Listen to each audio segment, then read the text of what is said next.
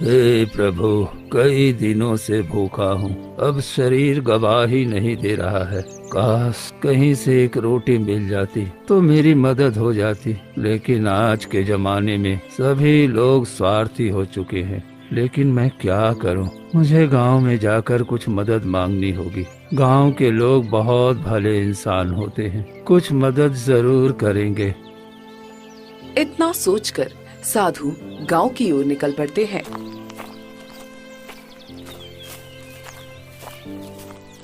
गांव जाकर एक जमींदार के पास जाते हैं।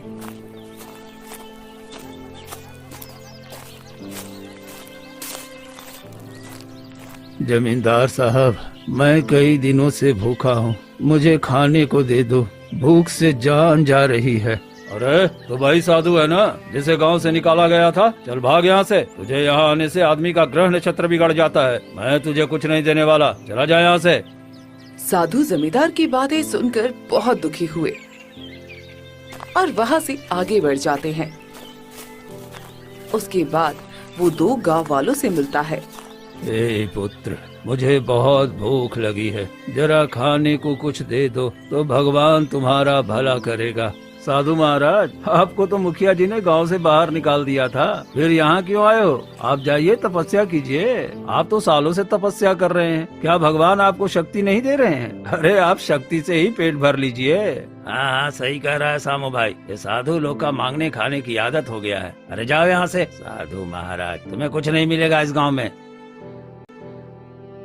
दुखी मन से एक पेड़ के नीचे जाकर बैठ जाते हैं।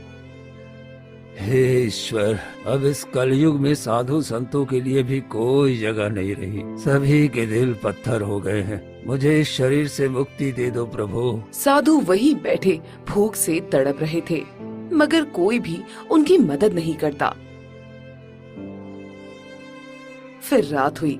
रात के समय उनकी सांस अटकने लगी, पर कोई भी पानी देने वाला नहीं था और वो वहीं तड़प तड़प कर प्राण त्याग देते हैं।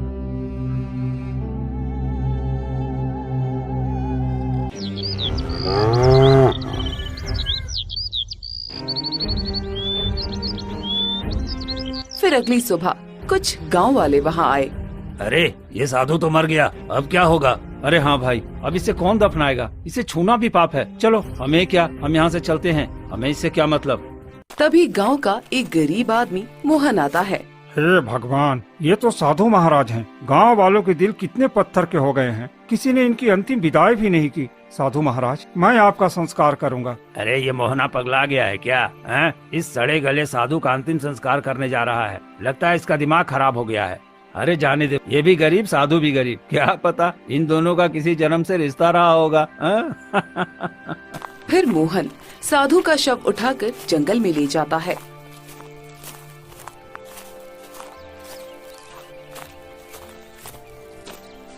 और एक गड्ढा खोदता है।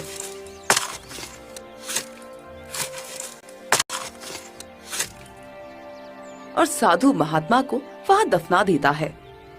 हे साधु महाराज, यदि हमसे कोई गलती हुई हो तो क्षमा कर दीजिएगा। अपना आशीर्वाद बनाए रखिए और गांव वालों को भी माफ कर दीजिएगा। मैं पूरे गांव वालों की तरफ से क्षमा मांगता हूं।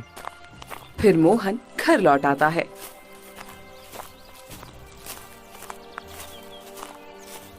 ऐसे ही धीरे धीरे समय बीतता जाता है और एक दिन मोहन के पिता की तबीयत खराब हो जाती है। मोहन बेटा और लखन, लगता है कि अब मैं नहीं बचूंगा। अरे मेरे जाने के बाद तुम लोग मिलकर रहना, क्योंकि एकता में बल होता है। इतना कहकर उनकी मृत्यु हो जाती है। सभी लोग दुखी मन से अपने पिता का अंतिम संस्कार करते हैं।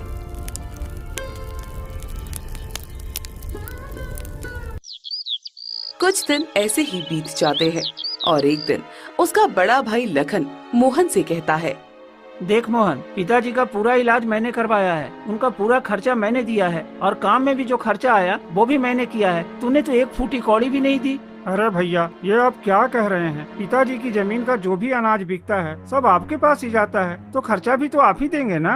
क्या तुम मुझसे जवान लड़ाएगा? अरे मैं बचपन से ही मेहनत कर रहा हूँ, पिताजी के पीछे पीछे घूमता रहा हूँ। ये घर भी मैंने बनवाया है, जमीन भी खरीदने में मैंने ही मदद की है, इसलिए ये सब मेरा है, तेरा इसमें कुछ नहीं। भैया, ये आप कैसे कह सकते हैं? ये पिताजी की मेहनत से बना है, इसमें मेरा भी हक है। मैंने कह दिया ना, तेरा इसमें कुछ नहीं है। तू अपनी पत्नी को लेकर यहाँ से निकल जा। इतने में मोहन की पत्नी सुनीता आ जाती है। भैया, आप ये क्या कह रहे हैं? हम दोनों कहाँ जाएंगे? ये तो बाबूजी का बनाया हुआ घर है, इसमें हमारा भी हिस्सा है। आप हमें ऐसे घर से नहीं निकाल सकते। देख सुनीता, तू अपने नालायक पति के साथ कुछ भी कर, मुझे फर्क नहीं पड़ता। ये घर अब मेरा है और यहाँ सिर्फ मेरा हुक्म चलेगा। चलो निकलो यहाँ से। तभी लखन की पत्नी महिमा भी आ जाती है। हाँ, मेरे पति बिल्कुल सही कह रहे हैं। हम कब तक तुम लोगों का बोझ उठाते रहेंगे? तुम्हारा पति तो कोई ढंग का काम करता नहीं और मेरे पति बचपन से भटकते रहे हैं। घर बनाया, पिताजी का इलाज करवाया, सारा पैसा लगाया। अब इस पर तुम्हारा कोई हक नहीं है। चलो निकलो यहाँ से। भाभी, ऐसा मत कहिए, भगवान के लिए हमें मत निकालिए। हम निकाल कर ही रहेंगे। अरे हमारे भी बाल बच्चे हैं, हम उन्हें ना देखें और सारी जिंदगी तुम्हारे पीछे बर्बाद कर दे क्या? चलो चलो निकलो यहाँ से। इतना कहकर लखन और महिमा दोनों अंदर चले जाते हैं। चलो भाग्यवान, यहाँ कोई हमारी सुनने वाला नहीं है, सब पत्थर तिल हो गए हैं। फिर मोहन और सुनीता उदास होकर घर से निकल जाते हैं। रास्ते में एक गांव वाला मिलता है। अरे मोहन, तुझे क्यों निकाल दिया गया? उसी साधु की वजह से ना, तूने उसकी अर्थी उठाई थी ना, इसलिए तेरे साथ ये सब हो रहा है। हाँ, वो साधु कोई साधारण साधु नहीं था। जिसके घर वो रुकता उसका घर उजड़ जाता था, इसलिए मुखिया जी ने उसे गांव से निकाल दिया था और तूने उसी का अंतिम संस्कार कर दिया। अरे इसी वजह से तो तेरे साथ ये सब हो रहा है और तेरा घर भी उजड़ गया है। अरे आप लोग कुछ भी कहिए, मुझे कोई फर्क नहीं पड़ता। मैंने इंसानियत निभाई है, किसी की अंतिम विदाई की है, इसमें मुझे कोई अफसोस नहीं है। इतना कहकर मोहन आगे बढ़ जाता है। दोनों पति पत्नी घने जंगल में पहुंच जाते हैं। जी, ये साधु महाराज की बात आखिर क्या है? अरे एक दिन हमारे गांव में एक साधु आए थे, किसी ने उनकी मदद नहीं की और वो भूख से मर गए। गांव वालों ने उन्हें दफनाने से भी मना कर दिया, तब मैंने उन्हें यहीं इस जंगल में गड्ढा खोदकर दफनाया था। क्या सच में? हाँ सुनीता। लोग चाहे कुछ भी कहें, लेकिन आपने बहुत अच्छा काम किया है। अब हम क्या करें, समझ में ही नहीं आ रहा। क्यों न मैं जमींदार साहब से कुछ पैसे उधार ले आऊं, उससे हम एक छोटा सा घर बना लेंगे और कोई धंधा भी शुरू कर लेंगे। हाँ, आपने बिल्कुल ठीक कहा। इतना कहकर मोहन जमींदार के पास जाता है।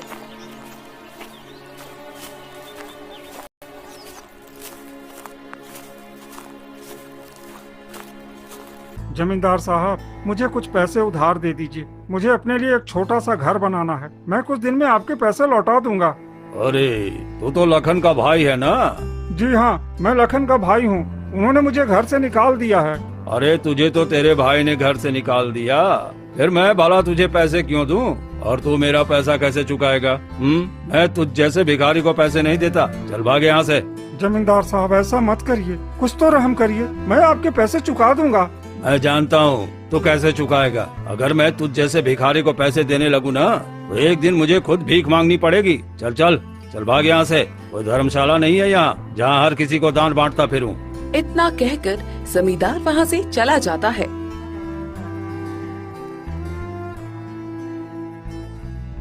मोहन उदास होकर कुछ और जगह मदद मांगता है, लेकिन कोई उसकी मदद नहीं करता। थक हार कर वो अपनी पत्नी सुनीता के पास लौटता है। क्या हुआ जी, किसी ने हमारी मदद की? नहीं भाग्यवान, कोई भी मदद करने को तैयार नहीं है। अब हम क्या करें? देखिए, अगर हमें घर चाहिए तो खुद ही बनाना पड़ेगा। क्यों ना हम लकड़ी काट कर एक छोटी सी झोपड़ी बना ले? तुम सही कह रही हो। चलो जंगल से लकड़ी और घास लाकर झोपड़ी बना लेते हैं।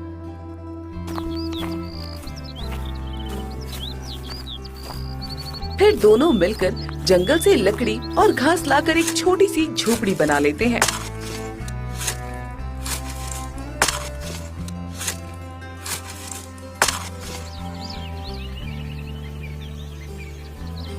दो दिन उसी में बीत जाते हैं। घर का तो इंतजाम हो गया, लेकिन हम ऐसे भूखे कब तक रहेंगे? एक दिन तो हम मर जाएंगे, इसलिए अब खाने का कुछ इंतजाम करना होगा।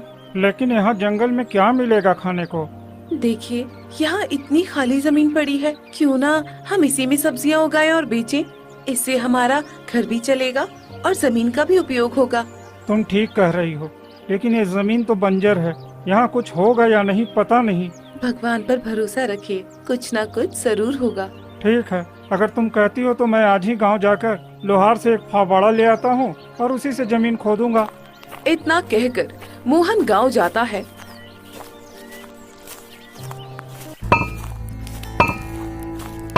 और लोहार के पास पहुंचता है। भाई साहब, मुझे एक फावड़ा चाहिए, उससे मैं जमीन पर खुदाई करके सब्जी उगाना चाहता हूँ। फावड़ा तो मैं दे दूंगा, लेकिन इसकी कीमत पूरे 4 चांदी के सिक्के लगेंगे। 4 चांदी के सिक्के? पर मेरे पास तो एक भी सिक्का नहीं है। अरे तो फिर भूल जा, मैं तुझे फावड़ा नहीं देने वाला।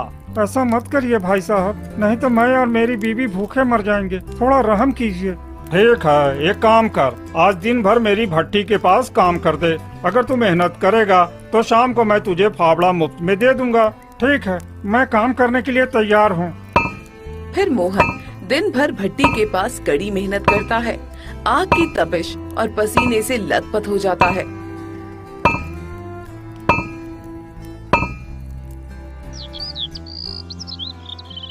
शाम को लोहार खुश होकर उसे फावड़ा दे देता है। ले, ये रहा फावड़ा, तूने मेहनत की है, अब ये तेरा है। बहुत बहुत धन्यवाद भाई साहब। मोहन फावड़ा लेकर अपनी झोपड़ी में लौट आता है।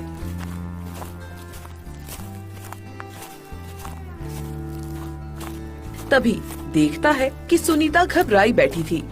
अरे भाग्यवान, क्या हुआ? तुम इतनी घबराई हुई क्यों बैठी हो? जी जी जी, मुझे सांप ने काट लिया। क्या?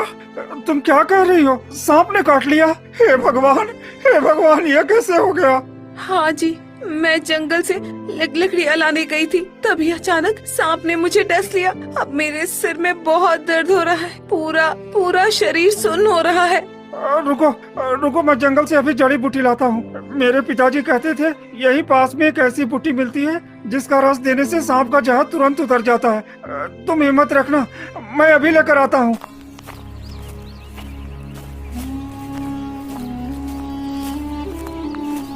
मोहन तुरंत भागता है और पूरे जंगल में जड़ी बूटियां खोजने लगता है।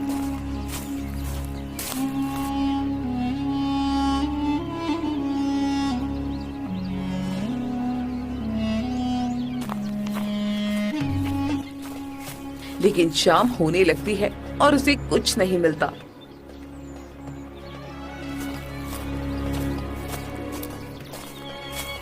वो थका हारा पेड़ के नीचे बैठकर रोने लगता है। हे भगवान, अब मैं क्या करूं? मेरी पत्नी ऐसे ही मर जाएगी और मुझे वो जड़ी बूटी भी नहीं मिल रही है। मैंने पिता को खोया, पर मैं अपनी पत्नी को नहीं खो सकता। कृपा करो प्रभु, कृपा करो। अरे कुछ तो रहम करो प्रभु, कुछ तो रहम करो। तभी अचानक कटहल के पेड़ के पास से रहस्यमयी आवाज आती है। मोहन, तुम क्यों रो रहे हो? कौन बोल रहा? ये आवाज कहाँ से आ रही है? घबराओ मत, मैं ही बोल रहा हूँ। मैं कोई साधारण पेड़ नहीं हूँ, मैं जादुई कटहल का पेड़ हूँ। जादुई कटहल? पर तुम बोल कैसे सकते हो? तुम तो एक पेड़ हो ना? नहीं मोहन, मैं साधारण पेड़ नहीं हूँ। जब तुमने उस साधु को इस मिट्टी में दफनाया था, उसी से मेरी जड़ें फूटी हैं। मैं उसी साधु की आत्मा हूँ। तुम्हारा दुख नहीं देख पा रहा हूँ, इसलिए तुमसे बातें कर रहा हूँ। चिंता मत करो, मेरे पेड़ से कटहल तोड़ कर ले जाओ और अपनी पत्नी की जख्म पर उसका बीज लगा देना। जहर तुरंत उतर जाएगा और वो पूरी तरह से ठीक हो जाएगी। और सुनो, दूसरा कटहल ले जाकर उसके बीज खेत में बो देना। उस बीज से तुम्हारी जमीन पर तरह तरह की सब्जियां उगेंगी। तुम्हें कभी भूखों नहीं मरना पड़ेगा। क्या क्या सच में ऐसा होगा महाराज? हाँ मोहन, ये तुम्हारे पुण्य कर्मों का फल है। तुमने मुझे अंतिम संस्कार किया, जो इस गांव में किसी ने भी नहीं किया, इसलिए मैं तुम्हारी मदद करना चाहता हूँ। साधु महाराज, आपका बहुत बहुत धन्यवाद। आपने मेरी जिंदगी बचा दी। मोहन जल्दी से 2 कटहल तोड़ता है और भागता हुआ झोपड़ी में आता है।